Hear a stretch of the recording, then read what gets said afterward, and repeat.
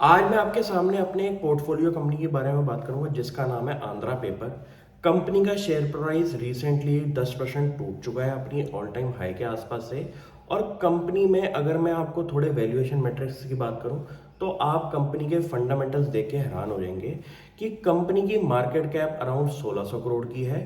Company का profit after tax इस साल का 522 करोड़ का है। और कंपनी की अगर बैलेंस शीट को आप ढंग से स्टडी करें तो उसमें आपको ये पता चलेगा कि कंपनी के इन्वेस्टमेंट पोर्टफोलियो जो है वो अराउंड 800 करोड़ का खड़ा हो चुका है। कंपनी ने पिछले 2-3 सालों में एक ऐसा टर्न अराउंड सिचुएशन दिखाई है जहां पे आपको एक ऐसा केस बन चुका है कंपनी का कि कंपनी एक कैश फ्लोज काओ वाली सिचुएशन में आ चुकी है। और कंपनी के मैसिव प्रॉफिट्स होने की वजह से कंपनी का इन्वेस्टमेंट पोर्टफोलियो बहुत तेजी से बढ़ता हुआ दिखाई दिया है। ये एक ऐसा बिजनेस केस है जहां पे मैन्युफैक्चरिंग कैपेसिटी अगर इंडिया की बढ़ रही है तो उसमें से आपको ऐसी कंपनीज आइडेंटिफाई करनी पड़ेगी जहां पे रिस्क रिवॉर्ड की रेशियो जो है वो अच्छी खासी हो। और उन कंपनीज में आपको इन्वेस्टमेंट करनी है जहां पे आपको एक सेफ्टी ऑफ रिटर्न भी दिखाई दे। अब कंपनी के केपेक्स प्लान की अगर मैं बात करूं तो 2022 के अंदर कंपनी ने एक छोटा सा केपेक्स प्लान बताया था अराउंड 400 करोड़ का, जिसके अंदर उन्होंने ये बोला था कि उनकी 550 टन्स पर डे की जो कैपेसिटी है वो अराउंड 600 टन्स पर डे की हो जाएगी, जो कि अराउंड 10% का इंक्रीमेंट है कंपनी की प्रोडक्शन कैपेसिटी के अंदर। और उसके लिए कंपनी ने अराउंड 400 करोड़ रुपीस इन्वेस्ट करने की बात करी है। ये केपेक्स प्लान कंपनी का 2023 नवंबर तक कंप्लीट हो जाएगा और उससे कंपनी का एक रेवेन्यू ड्राइवर और बन जाएगा। 10% के आसपास का मुझे लगता है इंक्रीमेंट दिखाई देगा। इन चीज़ों की वजह से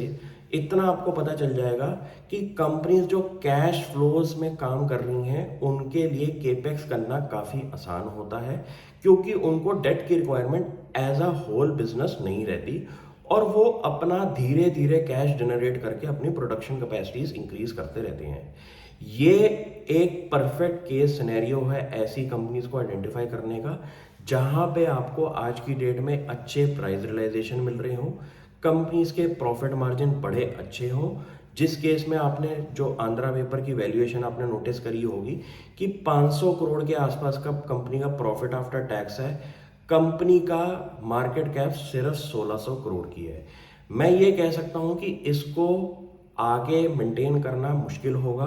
क्योंकि कमोडिटी बिजनेस जो कि पेपर इंडस्ट्री होती है उसके अंदर अगर प्राइस रियलाइजेशन कंपनी को गोइंग फॉरवर्ड सही नहीं मिली तो कंपनी के प्रॉफिट आफ्टर टैक्स कम होते हुए दिखाई देंगे।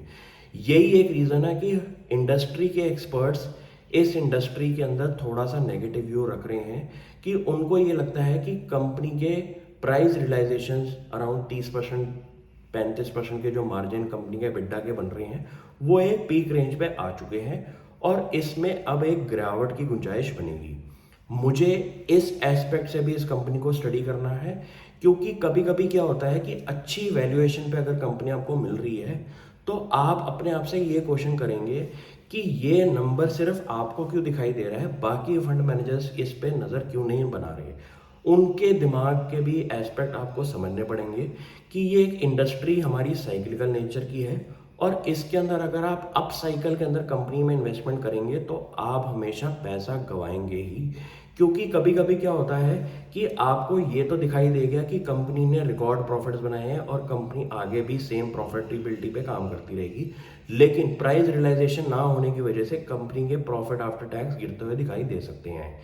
ऐसे केसेस के अंदर आपका सबसे ज़्यादा रिस्क रिवॉर्ड होना चाहिए और ऐसी कंपनीज को आपको पकड़ना चाहिए जो कि अराउंड 10-12% का एबिटा मार्जिन कर रहे थे और एक एक्सपेक्टेशन है कि ये 10-12% का जो एबिटा मार्जिन है 20-25 पे आ जाएगा। वहां पे अप साइकिल आपको कंपनी के शेयर प्राइस में बहुत तेजी से दिखता है, लेकिन अगर कंपनी ऑलरेडी अपनी ऑल टाइम हाई के मार्जिन पे आ चुकी है तो वहां पे आपको further incremental growth in margin नहीं दिखाई दे सकती। मुझे लगता है यही एक की रीज़न है जिसकी वजह से शेयर प्राइस अब एक लेवल पे आके अटक चुका है और आगे बढ़ने की रेस में नहीं बैठा हुआ। ऐसे एनालिसिस करने भी बहुत ज़रूरी हैं, क्योंकि आपको ये हो सकता है कि एक on the face of it जो नंबर्स दिख रहे हैं उनकी वजह से आप इन्वेस्टमेंट कर दें, लेकिन इंडस्ट्री साइक्लिकल होने की वजह से वो नंबर्स आगे जाके गोइंग फॉरवर्ड आपको नया दिखाई दे, और उस केस में आपका शेयर प्राइस के अंदर गिरावट ज़रूर होगी। क्योंकि अगर सेम लेवल के मार्जिन्स नहीं बनेंगे तो कंपनी का शेयर प्राइस ज़रूर टूटेगा, और हिस्ट्री यही कहती है साइक्लिकल बिजनेस से। तो ऐसे कॉशन में भी आप काम करें, क्योंकि शेयर बाजार के अंदर अगर कोई बंदा 10-12 साल से काम कर रहा है तो उसने हर टाइप के साइकिल देखे हैं, उसको हर टाइप के इंडस्ट्री के मार्जिन्स पता हैं कि इस लेवल पे आके अब एक डाउन ट्रेंड आता है, और उस डाउन ट्रेंड के अंदर शेयर प्राइस आपके 10 क्या 15-20-30% भी टूट सकते हैं। ऐसे केसेस भी अपने पास आइडेंटिफाई करके रखें और ऐसे कॉशन के साथ मार्केट में एंट्री लें। Thank you.